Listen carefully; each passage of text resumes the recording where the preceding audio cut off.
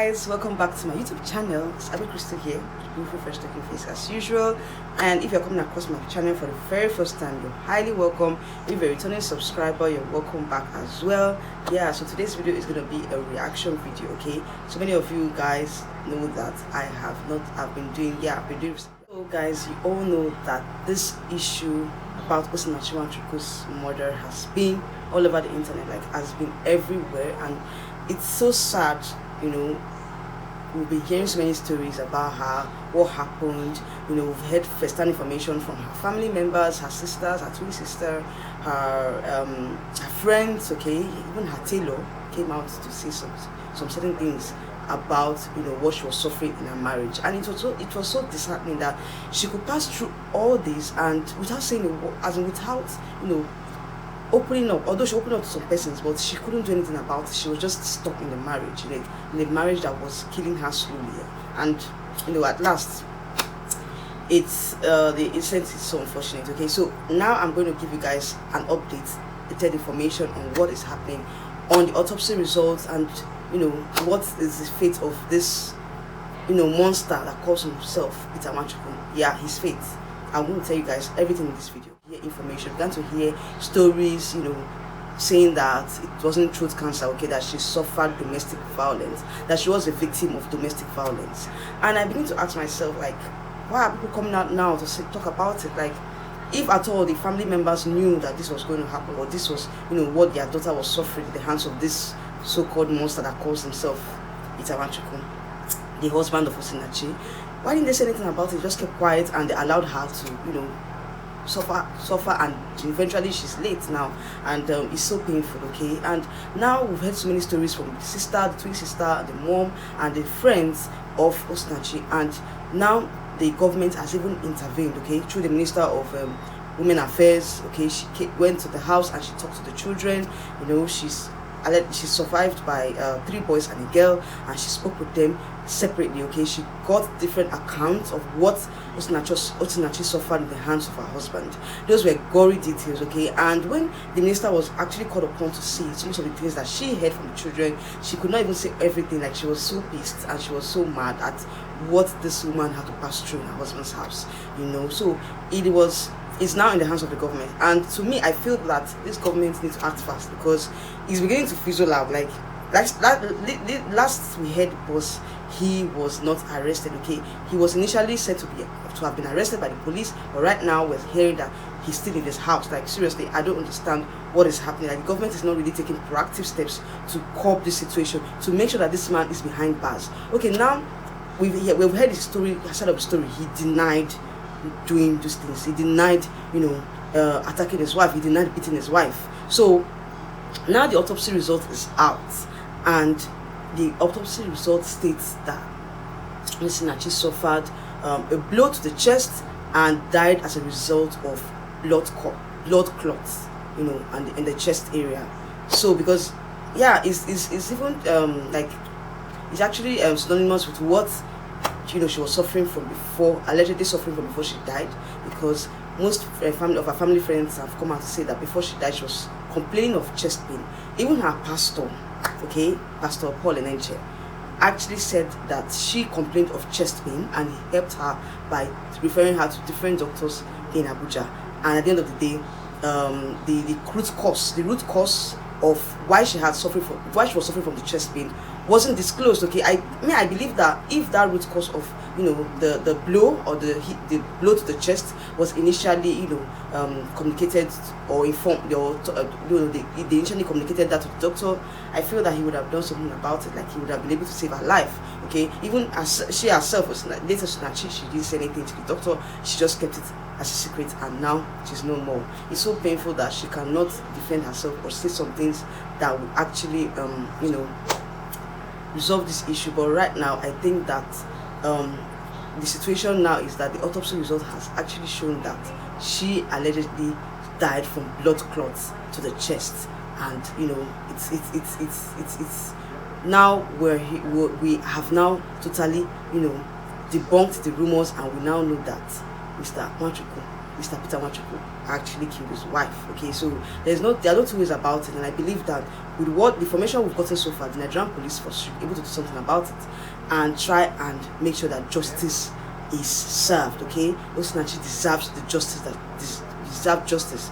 In as much as I also fault the family members and the sisters and the family members, and friends for not speaking out, for not seeking speaking out, talking to the relevant authorities about this issue. I also believe that she on her own needed or wanted to save her marriage. Okay, she was looking at it like, okay, fine, if she decides to spill out her issues in the marriage, she might end up separating from her husband, and she might get a divorce, and at the end of the day her music career will be over, because most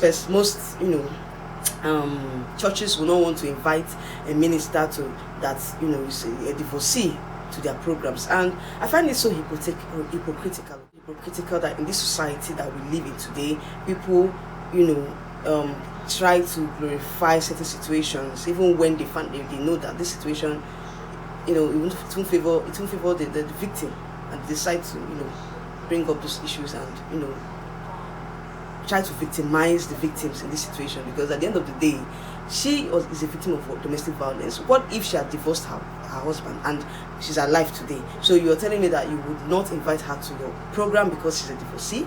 These are the things that we need to address in society. These are the hypocritical attitudes that we portray in society that are not good for us, that are not good for the mental well-being of women in society. Yes, fine, she's a divorcee.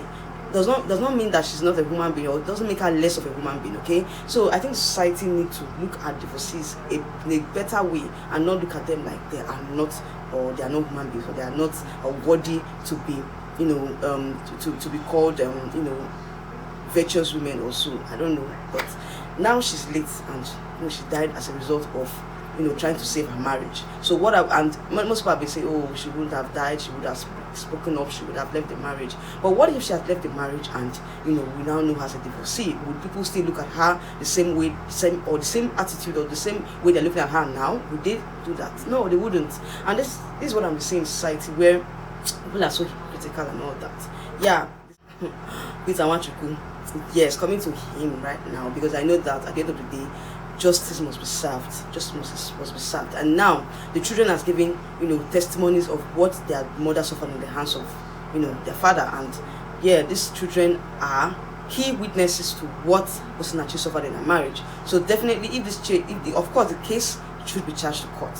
And when the case is charged to court, the children are witnesses. The children will be able to testify against their dad, against their father, of what they've seen, or first-hand they will give us first-hand information of what their mother suffered in the hands of their father. Okay, so the children are going to testify against their dad. They are key witnesses. These are the evidences that we're going to use: the autopsy results, the testimony of the children, testimony of family members, friends, and people that she related with. Okay, those are people that will come out and tell us, that will come out and speak and testify against Peter Nwachukwu in court. And this case is a very, very, very, in fact, the evidence against Peter Nwachukwu is so strong that I don't believe that he's going to escape the death penalty, because he had threatened the life of Osinachi 1,000 times. Like, he had told the family members that he was going to kill her, that he was going to